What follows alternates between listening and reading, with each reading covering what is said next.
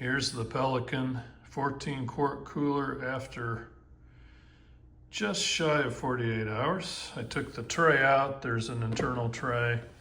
Let me tell you some of the features. This is my second video. The first one is the 24-hour video doing an ice test, and this is the just about 48-hour video to wrap it up. But I don't remember if I explained the features in the 24-hour video, but here's some of the features the 14 quart cooler, which is a small cooler, has.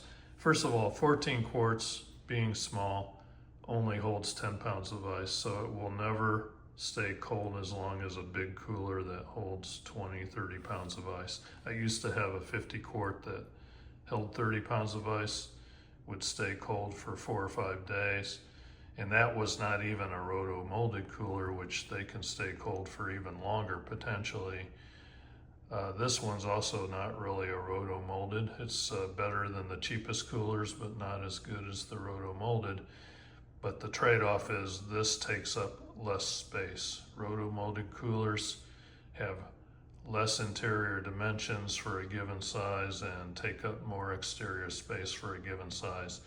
I wanted something that was kind of small and flexible for fitting in different spaces in my car so I could move it around when I'm on long trips. My goal was last 48 hours with it, or as close to that as I can get. As opposed to a cheap day cooler like this. This one's just a day trip cooler. Might get you into the next morning if you fill it in the middle of the day, but it's not gonna last quite as long, but still pretty good. A lot cheaper, pretty good for what it is, but this is a better cooler.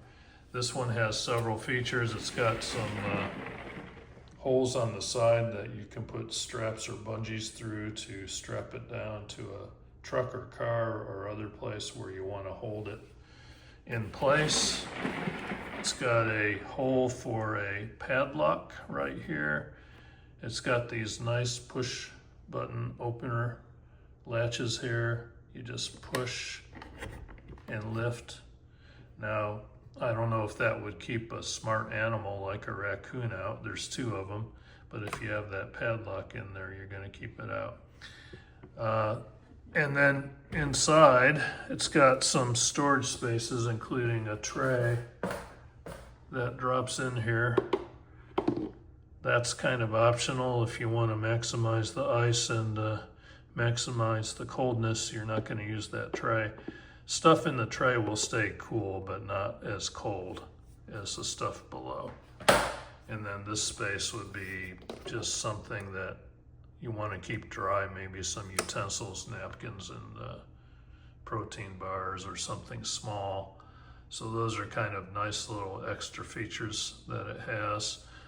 It's got these little recess things for drinks on the top, and then I like that it has a flat top because you can stack things on it. For instance, you could do this, or you could put another box on it. Earlier I had some things bungeed to the top here just to experiment with how I can utilize both my horizontal space and my vertical space when I have it in a car. It's got this nice heavy duty handle. I've got a bungee wrapped on it right now, but this handle's not only nice and heavy duty, but it rotates all the way around, so that's gonna be good for different situations where I've got it in the car and I'm trying to fit it into a space. I can put that handle where I need it. So what's it doing after 48 hours? That's how much ice it has out of the 10 pounds. The 10 pounds went right to the top. That tray could barely fit in there when I had 10 pounds.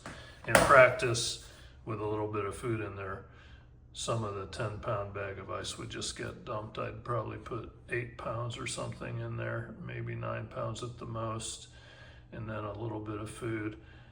I travel alone a lot, so I'm not gonna need to fill this thing with tons of food. It's just to get me through this day and part of the next day. This will do that. I'll have to work on the types of containers to make sure they're watertight. By the way, don't ever buy an airtight, leak-proof container and think that that's going to work. These plastic containers with seals on them and stuff, they look great and they do work for a lot of different situations. They don't work in a water-saturated cooler like this. I've tried them. Leak-proof, airtight does not mean waterproof. Make sure you get a watertight container if that's what you're trying to do. Some bags work. Ziplocs with the zipper that comes across the top of the Ziploc bag do not stay dry if they get down in that water. So you have to come up with a system to keep your stuff dry. I think you want your stuff to make direct contact with the ice, but you also, in order to allow that, you want something that's absolutely watertight. So figure that out with experiments. There are a few things on the market that do it. You might be able to come up with something on your own that does it. If you're just doing a day trip, you might not need that stuff to, nestle way down into that water and that ice. But if you're doing these long distance trips like I do, you want that stuff down in the ice. So that's my plan, and the next thing is to get some of those containers. There's another video, it shows what the ice looked like at 24 hours too.